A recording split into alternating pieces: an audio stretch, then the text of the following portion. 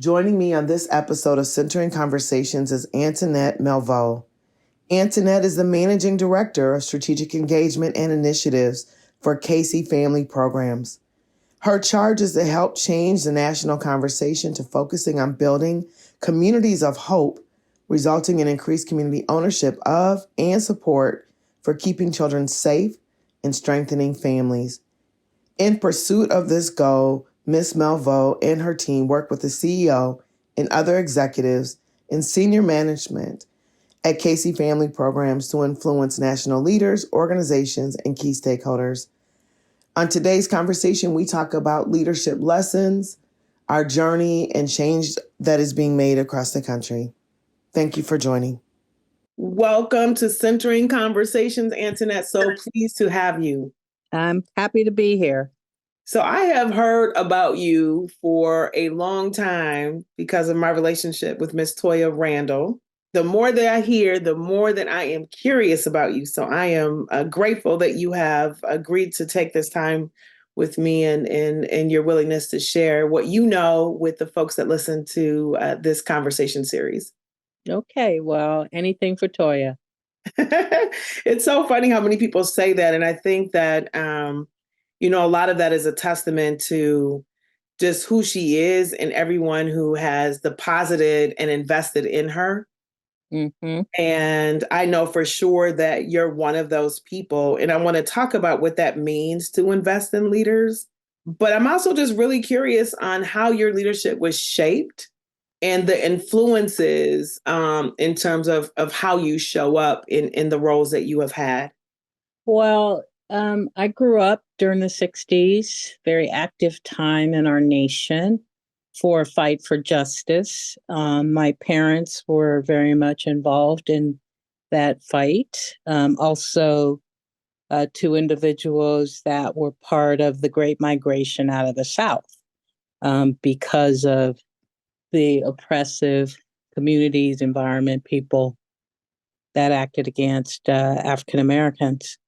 So they're very clear about what the battleground looks like. They were very clear about the responsibility and role that each of us have in moving forward from wherever place we're sitting. And not just moving forward for ourselves, but moving forward for our community. It was not just about self and never only about self, but about community. So we grew up as community beings. And anytime we brought an issue home, or I have 4 siblings, we in some kind of battle or some kind of fight or some kind of something, sibling nonsense, the question was always asked, whomever brought the issue to the table, and what did you do? And what are you going to do? And what is your role? Or if it's a problem, and what are you going to do about it? So there's always this reinforcement that we have a responsibility, we have a duty, we have a role in the problem solving. Mm-hmm. And it's not enough to understand the problem. It's not enough to bring the problem to the table. But you got to do something, whether it's a small thing, whether it's a big thing, but you do something from the place from which you sit.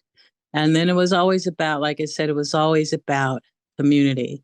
So I think the primary, there are probably 2 key women in my life that helped shape my leadership. And then a third that was, a person to look towards as someone who's battling. So the 2 women, my mom, a trailblazer in her own right, helped integrate the University of Mississippi, Ole Miss, the faculty of the university. It was her and 2 other African American, 1 male, another woman, who went on faculty there. She went back to school prior to that when I was a teenager. I'm the youngest, and she went and got her Master's of Social Work and began to focus on PhD studies. This is in the 70s. Got her MSW in gerontology. Definitely trailblazing, thinking about the aging and the aged and our role in supporting them and their role in our communities. And my father was one of the first African American administrators in the San Francisco School District. So definitely people who were trailblazing. But I think as an African American woman, it was my mom that was the primary role model and shaper of my leadership. And it just dawned on me a couple of years ago. I was working on a planning committee for our parish church where I grew up, and we have our family home there. For 70 years, 70 years. Oh. And the church was celebrating its 100th anniversary. And we made sure to have, not just the priests of the parish, but some of the nuns of the parish. And there was this one nun, Sister Kathy, who she probably was in her 20s or probably 20s when I first met her. And she helped me cultivate my leadership in the youth ministries. And I was, one of the first presidents of the St. Kevin's Youth Council, and and she fought for me to have a voice and have a seat at the table with the youth perspective with the parish council. And I didn't know I didn't know how that was feeding into my leadership until, years later. And while I was sitting there talking to her at the 100th celebration, it just like dawned on me that was yet another, that second person as a young person in adolescence that poured into me. Many, many others, but those were two in those formative years, one Black, one white. Black, clearly my mom, and Sister Kathy. Just one of those young hippie-ish white, folks, enlightened somewhat, trying to make their way, make the way and make the path for young people. And young people were her passion. And then the person that I kind of looked to in terms of the journey and the battles that she was fighting was my sister, Dr. Julianne Malveaux. That had to, break down a lot of doors and bang on a lot of doors, and still having to do some of that. And, just brilliant. But even in the midst of her brilliance, like many in our community, many in the past, just, having to fight to have your contribution accepted, your brilliance acknowledged, your seat at the table. There's so many things that I appreciate about the way that you just laid that out. And if I start with where you started with sort of the time period of the 1960s and the battleground and what we know the world was like at that point, and the fights that we had, and then where you ended, right? There's still a battleground. Do you think that we see it as clearly? Oh, no. Yeah. No. If we saw it as clearly, the battles would be different. Yeah. I think, to some degree, we didn't understand that this battle continues. And until, as social justice occurred for all of us, it is a battle, particularly in this country, in a country designed to have this system of the haves and the have-nots, to have this system of extracting, I don't even want to say extracting wealth, but if it's the wealth of your labor, the wealth of your knowledge, the wealth of your skill, it's an extractive country that puts people on the bottom and people on the top. And most of it is based on the value of most of it is based on their color and their race. If we understand America, we understand that it's going to be a long battle.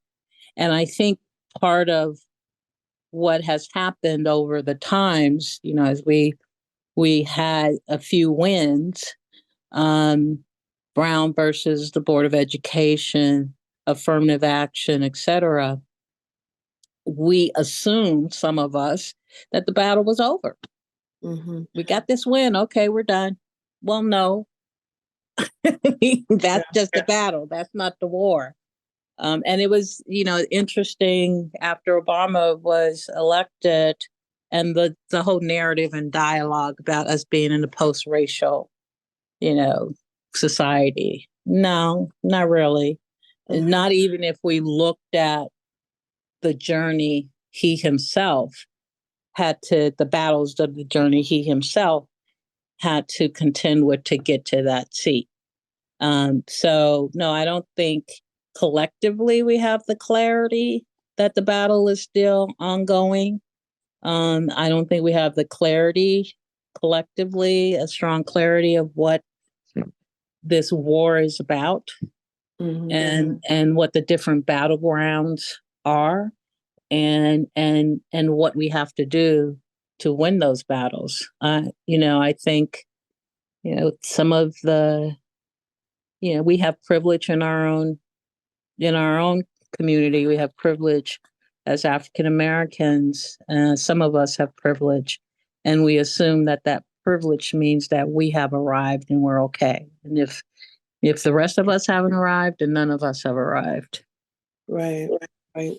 And so you talk about your sister and her still needing to, oh man, fight for humanity, really, and Yeah. right, in some of the spaces. I mean, deep breath, right? Because that's the story of so many women. I feel like I'm a vessel, particularly because of this podcast, of the stories, and some of them don't make it, to live prime time because they're just too deeply personal, painful, and Mm-hmm. tricky to sort of navigate around. But, I think that to the point that you just made, right? Like as you move in your career and you guys come from a very dynamic family and, you sit in, positions that might be high profile, you might have a salary or you might have, stock options or whatever the things are. Sometimes there can be a misunderstanding that somehow arrival in those positions means that you're not still battling to get your voice heard or to be seen as legitimately sitting in those seats.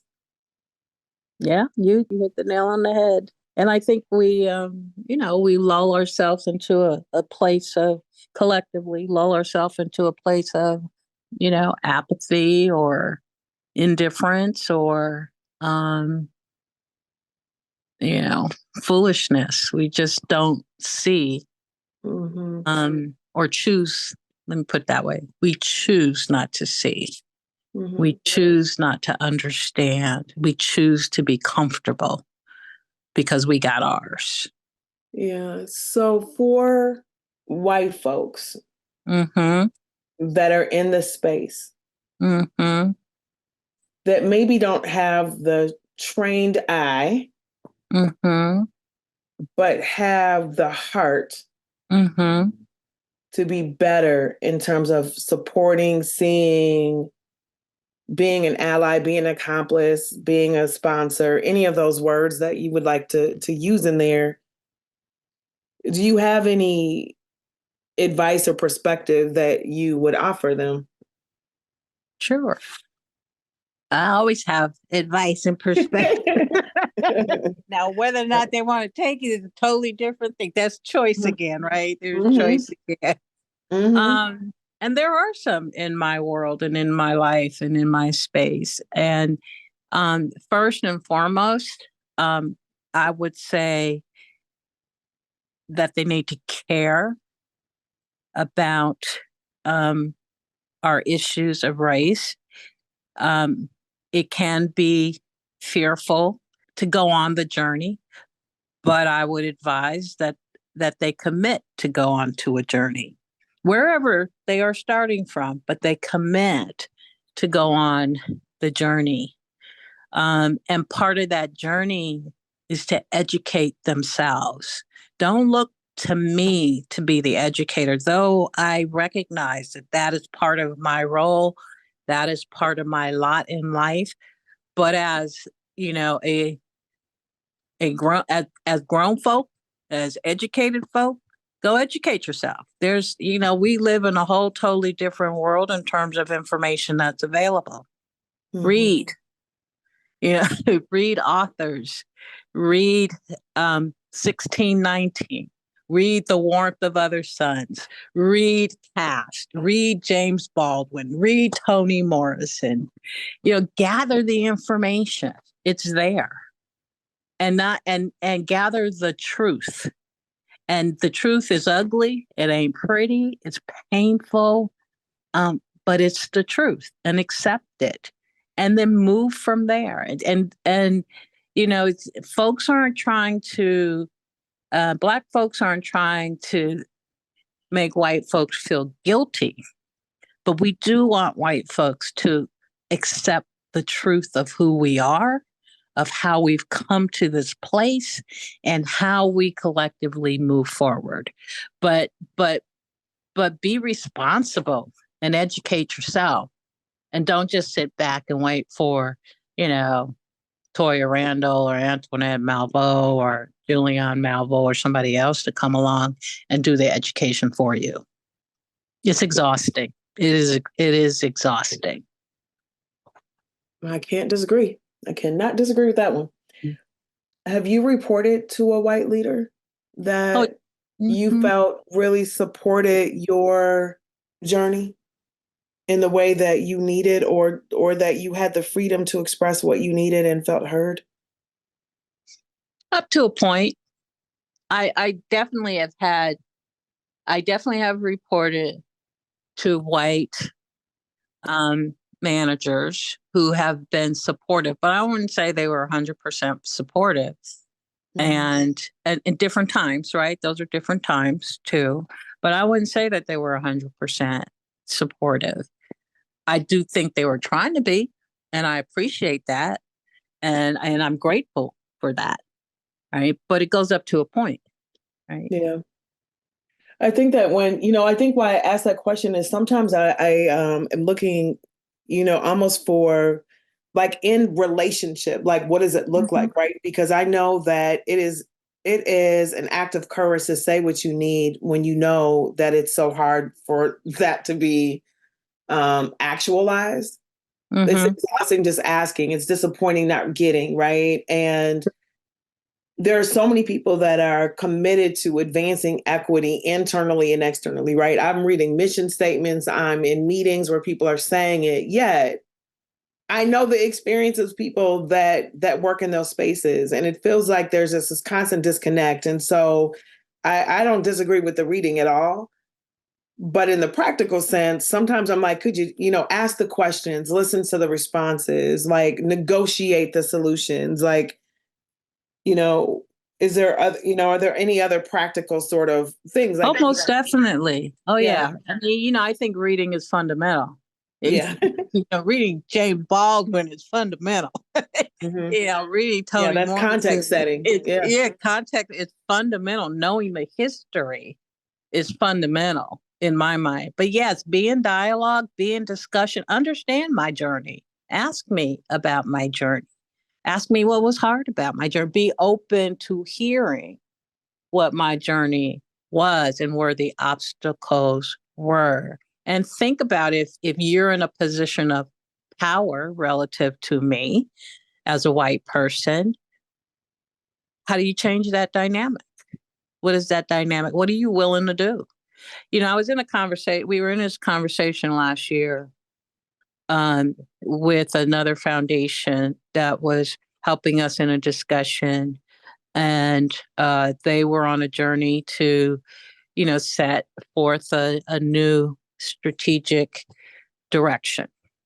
And they went around the state and listened to many, many, many voices from community and community leaders to understand what should their journey be as a foundation to fighting for laying pathways to driving towards social justice and racial justice. And when asked the question, where does some of the opposition come from? It came from enlightened, educated white folk who didn't want to give up the power, right? Who wanted to sit in this seat of, I know what's best for you. I'm here to save you, the savior mentality, because I have the education, or I have the power, or I have the money. Well, that's not the answer. That's not the answer to racial justice. It's not the answer to racial equalities. It's in the strategies and the hard work of changing policies and changing practices and being in partnership and being in relationship and listening and accepting what you hear as my experience is a valid experience. And the person in that community's experience, or the persons in those communities, they're valid experiences. And they are experiences that not only need to be valued, but they need to be put into the position of leadership and power. So I don't need you to tell me what to do. I need you to be in conversation with me and support me in what I know needs to be done. Those are different approaches. They are. Absolutely. And, the importance of telling of our stories, right? Like, even what you just said brings me to voice, vision, value, right? Black women leading in philanthropy, and the idea of making sure that we are insistent, right, on telling the stories of women that we can look to and be inspired by. Creating a community so Black women, not people, Black women aren't feeling isolated in the roles.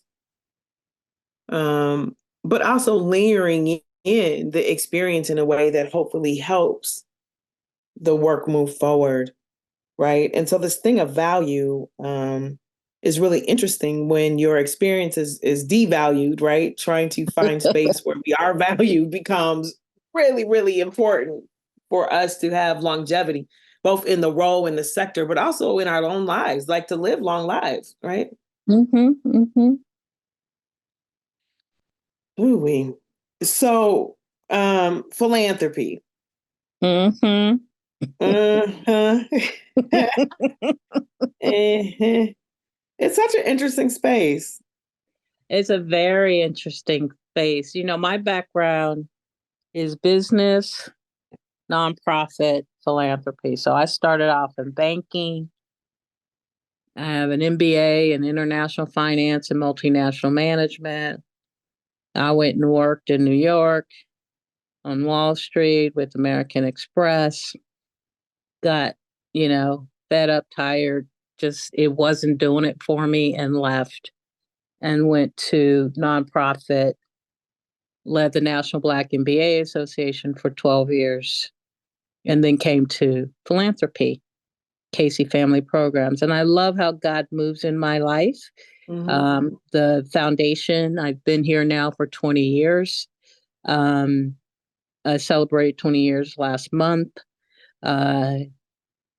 It's an operating foundation and not a grant-making foundation. So I think, one of the things that God did in terms of how he moved me or where he moved me was into this operating foundation space where we're required to, quote unquote, operate our own programs, which mean we show up differently. We're not showing up as a grant maker. Doesn't mean we don't invest financial resources, but we don't have a grant making machine. We don't have people sending us RFPs. We're not trying to figure out, who we give the money to. We're trying to figure out, who do we work with? Who do we partner with? Who is in community or in government or in philanthropy or those with lived experience? Who are those that we lift up, we partner with, we collaborate with, we're in problem solving with. So I like to tell folks we show up like a big nonprofit, a large nonprofit with our own money. So we're not raising money, we're not asking for money, but we're not giving money, we're investing. Mm-hmm. And we're investing in partnerships and relationships, and in the work to get the work done. So I think just being coming from the business side, always got that kind of a point of view and perspective, and the way in which I'll think about things and analyze things and try to get to the bottom line and what does success look like, right? Mm-hmm. That's my orientation. But when I first came to philanthropy, I mean, it, don't nobody hold philanthropy accountable for impact or outcome. And you can't sit in a corporation. You can't sit in a business and not think about the bottom line, not deliver on the bottom line, or you'll be out of business. Right. But that's not philanthropy, unless other than you got to be in compliance. So you got the IRS telling you what you got to do to be in compliance, right? Can't be stealing the money, can't be any malfeasance, any of that. Okay, check the boxes on all those things. After that, you could pretty much do what you want to do. Mm-hmm. And who holds you accountable to impact? Who holds you accountable? If I had to say I want to improve the education outcomes of all the African American students in San Francisco. I'm just picking something. And I decide that the way I want to do that is once a year, give them a bunch of backpacks with some stuff in it. So who holds me accountable to whether or not that's going to lead to their success? Nobody but themselves. Mm-hmm. It's a self, quote unquote, regulated sector. So I don't, and they love to learn. I love to learn, but I want to learn for the purpose of action. To what end? Mm-hmm. To what end will this information get me? There are some that just want to sit at the table for years learning. Mm-hmm. Meaning research and studies, or do you mean research? I don't mind the research, and so you got to have that, right? You need evidence. You need those kinds of things. That is value add. Being in a dialogue for years about a problem we're trying to solve, and we haven't taken action step one. That it's an interesting sector. I think there's a element of laziness in it. Can you say more about what that means? I don't have to do what I don't want to do if I don't want to do it. That's a foundation, right? Yeah, laziness, privilege. You could call it privilege.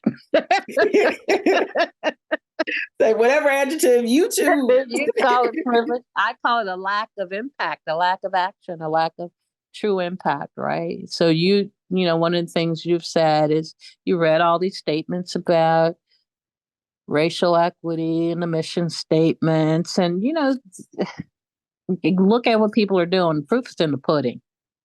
Period. Right? The proof is in the pudding. Mm-hmm. So if you care about it, what are you doing about it? And how is what you're doing moving the needle? Recognizing that's all you can do is move the needle. That the issues that we're dealing with in this country are so deep and pervasive that we won't solve whatever it is we're tackling in our lifetimes, but we do have to focus on moving the needle. Yeah, I mean, the needle's moving. It's just, is it moving in the right direction? That's a question. I think when you look at the conversations that occur in this nation, the decisions that are being made, the leadership that is being chosen, I think we've taken a large step backwards in Mhm. some respect. We're banning books. Might as well burn them. Right. Thank the Lord you got the internet. You can go find it, right? Yeah. Hmm. But but it's the action of, let's stay ignorant. That's not going forward. That's going backwards. And you banning books where people have choices about where they can go, what they can read. You're trying to ensure that they don't read this, that, or the other. Um, the decisions that are being made about a woman's body, the decisions that are being made, or the battles that are even being fought still around um, sovereignty for tribes, woman's agency over her body, um, affirmative action for LGBTQ communities. I don't see that as forward moving. And these are battles that were fought and won and being undone, right? So you got to go back to the battleground. You're still on the battleground. Yeah. Yeah. Speaking of battleground in 2020, I'm in Minneapolis, so we had a battleground here in May. And in many places following the murder of George Floyd. And when you were talking Mm-hmm. earlier, and we talk about these historical inflection points and movement, and then we have what was called a racial reckoning in 2020. Do you Those are some nice words, weren't they? Okay, I was going to ask you how you feel about them words. How you feel about racial reckoning as a descriptor for 2020? Racial reckoning for who? That's a good I question. think, I think some white folk woke up, a Hmm. few. Um, what I found interesting about those times, not just, the George Floyd moment, but what was happening was we were now as a nation, as a society, we can go around the world. We're able to see for ourselves, right? We didn't have to have anybody interpret it, tell us, write about it, editorialize. We could look at the video footage ourselves. Hmm. And I remember during those times, I was a little bit more focused on my health in a positive way. So I had my trainer, working at the gym, young white woman, relatively enlightened, about uh, maybe 10 years younger than me, 10, 15 years younger. We'd have interesting conversations in the midst of our working out. And um, and a lot of conversations about race. Hmm. And what was interesting for me is, and what's always interesting for me in in some of these conversations, whether it was with her or others, so somebody gets shot and killed. It's almost like the first reaction is, well, what did they do to get killed? Hmm. And you're having a conversation. I'm coming from my perspective as a Black person who sits in a community where we've been getting killed for hundreds of years because someone could and wanted to, Yeah. right, and not be held accountable, right? Didn't do nothing to be killed other than be Black or a slave or vulnerable, right, Hmm. or in the wrong place at the wrong time by your definition, right? Right. The wrong place at the wrong time. Now Hmm. we can, and where the conversation would often go is well, they must have done this, they must have done that, as a rationalization for the person who killed them, not a why would that happen that way on the part of the person who killed them. Why'd you pull the gun? Hmm. Yeah, Zimmerman who got off. Oh, yeah. Why are you following this little boy in a Hmm. neighborhood where the folks you're calling at the police department are telling you leave him alone, and you're following him because he's a threat. He ain't got nothing to do with you, Yeah, right? he's wanting to Uh, eat his Skittles. Yeah. right. So now we're able to, in this period of George Floyd and all the others, right? Yeah. Tamari Rice and all the others. Now we're able to see it for ourselves. So the conversation now that I'm having with the trainer is very different because we're talking about what we saw, not what we heard, not what we thought, not what we read, but what we saw. You saw that young Black man get shot in the back by the police. Why is someone shooting anybody in the back? Now the conversation can shift, right? The discussion can shift. But why do we have to have the cold, hard evidence of injustice be visual before you can move move yourself into the conversation that's about humanity? That's the conversation about, why are you afraid of someone running away from you? Yeah. Yeah. It's making me think because, those situations sometimes can be very clear line between right and wrong. Mm-hmm. Right. And often we're having a historical conversation of not again, and other people are like, what happened in this one instance? Exactly. And if we go back to even the conversation about workplace, right? I think this is relatable because, I can have a conversation. It's like, well, it's an interpersonal issue. No, it's not. No, it's not. No, you see it that way.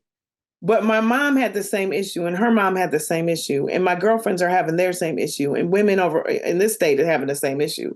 It's not an interpersonal issue; it's a predictable challenge, Mm-hmm. and we have the authority to make this be different if we really want to reckon with this. Right. Right. And so, this, again, racial reckoning for who? I don't think it was a reckoning for Black folks. Mm-hmm. As you said, it's like, yet again, right? Yeah. We live with it day in and day out. And George Floyd, and, the few that we see on in the headlines, multiply that by thousands. Yeah. Thousands of Black men and women, thousands of Hispanic, Latino men and women, thousands of Native American men and women. It ain't just the one, as you said, and it's not interpersonal. Yeah. It is systemic. It's a part of who we are as a nation. And for the white folks who care to live up to the promise, then some things have to be undone, including our own learning. Some of those folks sit on boards. And many of them sit on boards. They sit on boards. They sit in the White House. They sit in the Supreme Court. They sit in Congress. Some of them sit in seats in which they can make a difference to drive those changes, right? And governance is interesting. And when we were talking about philanthropy, not having sort of the accountability measures, I was going into the governance space, right? Because I've been on, I sit on a lot of boards, and they're like, what did we do this quarter? What happened with them grants, right? It becomes a very tactical, very downstream conversation on upstream issues. I know you sit on a number of boards. Any governance advice on what does it look like? Maybe not to hold the whole field accountable, but maybe the place that you're sitting. Is there some different ways that we should be showing up when we're part of those bodies of governance and authority and power? So the first thing I would say is that the board needs to be clear for themselves and define for themselves and the rest of the organization. But that's, the role of their partnership with the CEO. But what does success look like? Let's define it. And what are we talking about and let's define it in terms of outcomes, not outputs. Right? Do you think people know the difference? No, I don't. And if you're counting heads, you're counting dollars, you're counting outputs, you're not counting outcomes. And that's the challenge that I have in a lot of conversations in philanthropy. From the measurement is how much money did we spend on this, that, or the other? How much money went to this, that, or the other? It was like, okay, but what was changed? What was different? That's what I want to know. And that's what I think boards need to be clear about.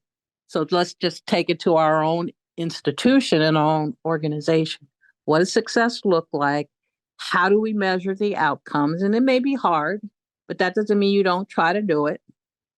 And it's not, and if you want to count the dollars, fine, but that's the lowest common denominator. That's not enough. How do you move forward? If you care about equity, and if you care about racial equity, then examine to whom you're giving the money. To whom are you investing the money? To whom? Who's managing your portfolio? Who's managing that? Was that the other 95%? Who's managing those dollars? Yeah. Is it traditional white-owned firms that may not even be diverse? Is there any diversity there? Who are your vendors? Who are your contractors?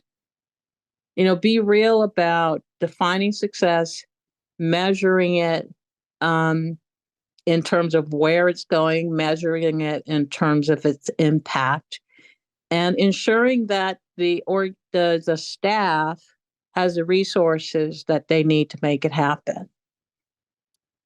As we get ready to close, I wanted to spend a little bit of time talking about your leadership style and how you have invested in other leaders, because that's a lens that I get to see you through. Okay. This way of guiding, leading, investing, right? And you even describe that in many ways in terms of the work of Casey Family. But what does it look like to have inclusive practice and leadership and partnership with those that that report to you?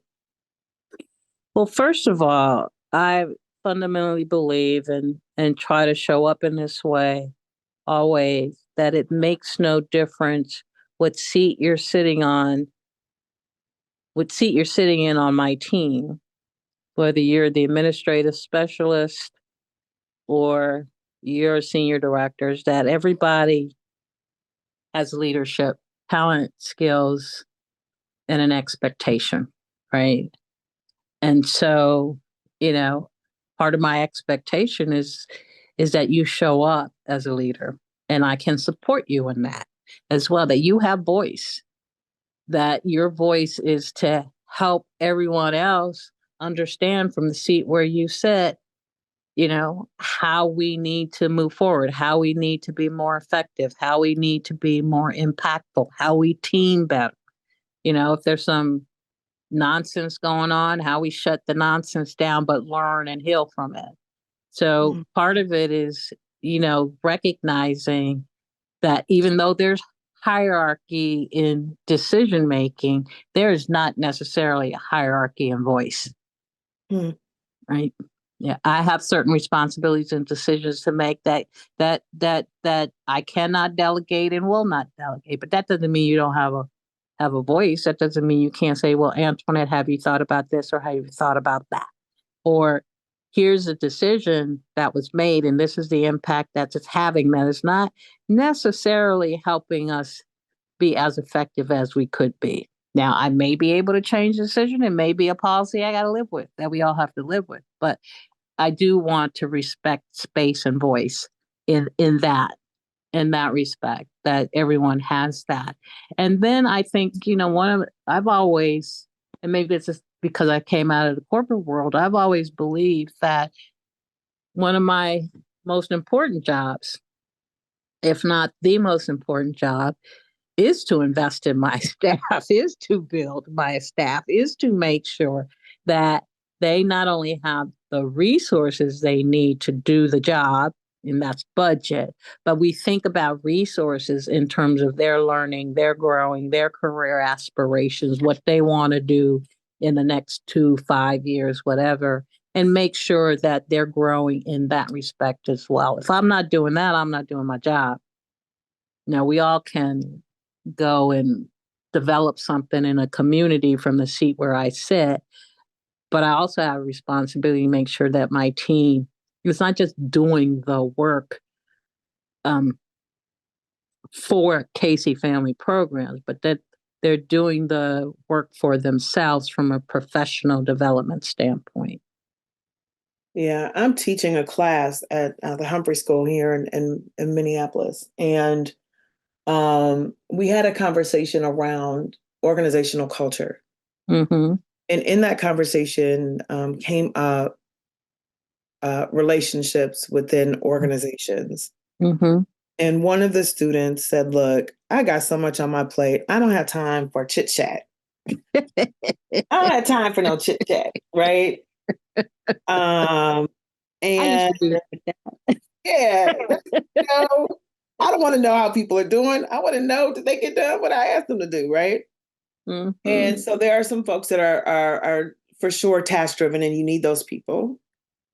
The But other that's not leadership. But that's not leadership. okay, That's tell me why what is that's that? management. That's management. That's getting the job done. That's management. That's not leading is inspiring, encouraging, supporting, engaging. It's a people thing. Mm-hmm. It's not a task thing. It's a relationship. It is a relationship. It's It not about is. it's not about the task. Some of my favorite author in around leadership is Max Dupree. Came across him years ago. Mm-hmm. And he wrote, I think he's passed away now, on servant leadership. Mm-hmm. And it's servant leadership, and I think it's appropriate for all leaders, but especially not particularly, but especially leaders in philanthropy. But it's he talks about fellowship and fellowship, right? Mm-hmm. And how do I show up as a servant leader? How do I recognize that I'm here to be of service and in being of service, I'm here in my leadership role as well. And then another author that I liked was Lori Beth Jones, and my favorite book of hers, she did a series of books, is Jesus CEO. We just came out of I'm Catholic, so we just came out of Holy Week, and Jesus washing the feet of his disciples. Mm-hmm. And the disciples saying, why are you washing my feet? I'm here to serve. Right? Yeah. I got both those books on my shelf. I should probably There read you go. I should probably read them. I done got the Google Notes. Okay. Well, that's a place to start. Is to start. That's a place So to start. the other thing that I often hear in leadership is that I'm going to start with the money thing, but I'm also just I'm very much summarizing this point, which is, each staff got $250 for development Okay. a year, and beyond that, they shouldn't be asking, or they get one conference every other year, and it needs to be focused on the position that they have. And it feels like there's this very prescriptive way that the organization is defining their investment in leadership. Like, I tend to coil at that. But for folks that might be thinking about, what does investment look like? Because I know that you invest in things that sometimes are related to Casey, Mm-hmm. but sometimes it's just really a benefit to that person and to the community more broadly. Well, that's a benefit to Casey. I mean, if I invest in, Toya doing something, or Fernando doing something, or Todd doing something that, feels or seems tangential, I know that they are going not only with the perspective of self and their own professional development and learning, but I know they're going to bring something back because that's who they are. Mm-hmm. They're not just they don't separate. I mean, you can't. It's hard to put yourself in professional development, it's hard to put yourself in a box and think that nothing's going to come back into the organization. It's not like I'm going to a spa. It's not like I'm, going to, a resort or something. I'm going to learn. And the learning that I am partaking in is adding to my knowledge, is adding to my understanding, is adding to my perspectives, is adding to who I am. And who I am enters into the workplace at least 8 hours a day, if not more. So it's hard for me to separate those things. Now, I don't have that much of an issue with the $250 every other year, whatever it is, if that is what you can afford as a foundation, as an organization. That feels like, okay, that's resource allocation. But beyond that, then I think it's a dialogue that you have with your staff. But where's are you trying to go? Mm-hmm. We can always talk about how does that benefit Casey, or how does that benefit you, or what do you think you can bring back to yourself and your performance and how you show up in the workplace. We can always talk about that, and we can always have that dialogue as you ask me for approval to go do this. But it doesn't have to be all about boys and men of color. It doesn't have to be all about education in community, or it doesn't have to be so prescriptive. Mm-hmm. Resource allocation is real. You got fixed budget, so I can get with that. Mm-hmm. Beyond that, I've stumbled into development that didn't cost a penny. I just needed approval to go. Someone else paid for it. And in the approval, there should be dialogue, right? Yeah. What's the best leadership advice that you've gotten, or what leadership advice have you gotten that comes up for you right now? It may not be the best, but if you had to offer it to the audience, right? Because sometimes you think later, like, man, that was really helpful at this stage, but maybe not at this stage. But what advice might you offer to the listeners in terms of good advice you received? Listen to your team and listen to your colleagues and be in a listening mode. You don't know it all, but listen and add to that which you do know.